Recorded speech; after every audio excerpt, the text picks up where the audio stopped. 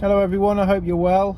So yeah, today I'm going to talk about my own HIV symptoms, and the first was acid reflux, and this was it was really bad. It got to such a point where I actually went to the doctors because it was starting to concern me a lot. At the time I smoked, and I thought it might have been caused by that, but with it I had a bit of a funny stomach as well. It just didn't feel right, so I actually went to the doctors because my lymph nodes under here were swelling as well, and the acid reflux lasted on and off for about 6 months, and so did my lymph nodes as well. They were swollen on and off for about 6 months, and like I said, I went to the doctors, and you know, they felt under here and they could see my lymph nodes were swollen, and they just put it down to maybe some sort of an infection and sent me on my way. It didn't give me anything at all. So I went back home, thought I'll be okay. You know, the doctor seemed to think I'd be okay. So I just plodded on with my life, and some months later after that, I started getting fatigue. And this wasn't like anything I've had before. It was so bad. It felt like someone had put a syringe in me and literally sucked every piece of life I had in me. And like the acid reflux, it wasn't permanent. It would come and go in waves. And I remember one day I went to a customer's house. I used to be self-employed, and I pulled up outside their house, and this wave of fatigue came over me, and it was so bad I couldn't actually get out of my van. And I actually in the end had to phone my customer. Literally, I was outside their house, I couldn't get out the van, and just had to apologise and say I've got to go home, I'm not feeling well. So I got back home and managed to get upstairs and just went to bed. I just felt absolutely exhausted. So yes, like the acid reflux, that would come and go as well, the fatigue. Then I would get swollen lymph nodes again behind the ears, I think under here, and rashes as well started to appear on my body. I got one all over my face, which went around my nose and round my mouth, and I had that for quite some time. I would say probably about 5-6 weeks. And I tried all sorts of creams and things like that, and in the end the creams were just making it worse. So I ended up just soothing my face, bathing my face with warm water, and I don't know if that's what made it go away. It probably wasn't, but eventually that dissipated as well and disappeared. But I had other rashes as well that broke out on my body. One in particular was on my hip, and it was about that big, and it almost looked like plaque psoriasis. Now, I've had psoriasis in the past, but it cleared up and I didn't have any outbreaks for years and years and years.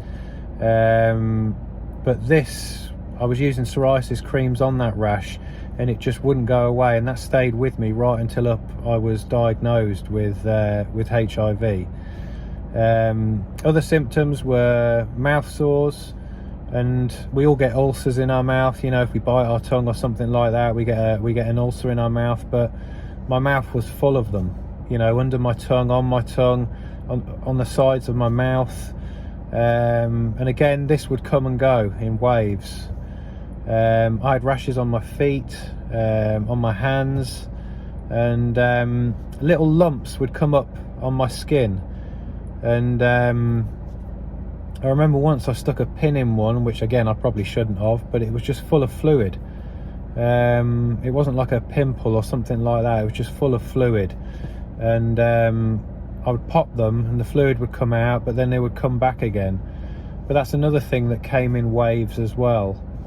Another symptom was a sore throat, which I would have for a week or two, then it would go away for a week or two, and again it was another thing that would come in waves.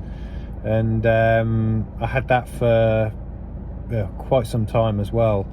In fact, no, sorry, the sore throat was about I think 4 or 5 months before I was diagnosed, and that would come and go in waves as well. Another thing was cluster headaches. And again, like the fatigue, this was nothing that I've experienced before. Really awful headaches that would come in waves, you know. I think the longest I had them was for 2 days, where I had to lay in bed and I could not get out of bed because the headaches were so intense and so bad that I just couldn't function. You know, I took paracetamol, ibuprofen, all sorts of different things to try and numb the pain, but nothing was working at all. So yeah, that was another symptom. And the last thing I experienced was, it's a little bit embarrassing, but I'm going to tell you anyway. I went to the toilet one day for a wee, and all this stuff started to come out, which really freaked me out. And at the time, this was probably about July of 2021, me and my wife went through a really bad spot. We were both unfaithful, and had been for quite some time. We went through a real tough patch for about 2 years, and I thought, I need to phone the doctor here with this, you know. I thought I had gonorrhea or something like that. So I phoned up my doctor, and he thought the same, that I probably had gonorrhea or maybe chlamydia, and advised me to go to my local sexual health clinic. So an appointment was made for me and for my wife.